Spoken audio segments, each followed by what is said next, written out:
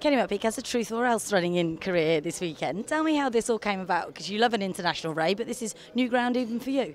Well, June Park called me. He's a U.S.-based Korean agent, Japanese agent. I'm actually not even sure. But anyway, he called me and said, what about nominating the horse? I said, yeah, I'd be glad to. I'm not sure that he's the best U.S. sprinter that we could bring.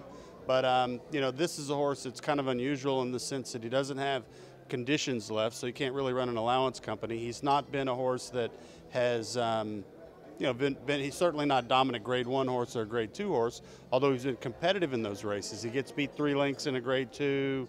A horse named Limousine Liberal has been a bit of his nemesis.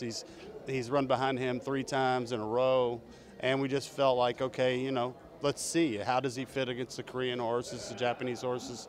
What is it, one French horse? Certainly on a surface that he likes. And he's a good, solid colt, and it's a fun experience. And he's drawn 1. I was expecting a sort of typical American reaction of panic, but you're happy with that? Well, no, he's not a horse you have to commit with. You just let him get away good. You hope that they come back to him. When he's drawn outside, he's gotten hung extremely wide in turns.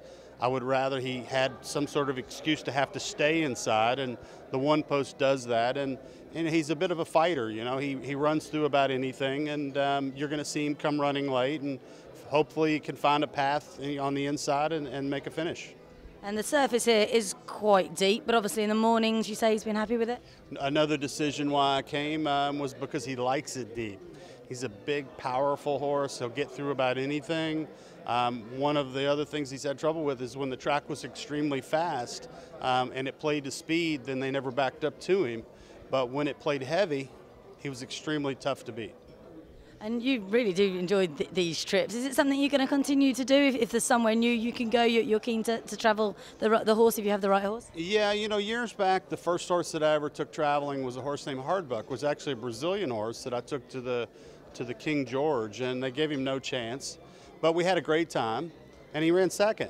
And, it was a good race, and then he went to Dubai, and, we've been able to have enough good horses to be able to do these kind of things. But look, this is what racing's about.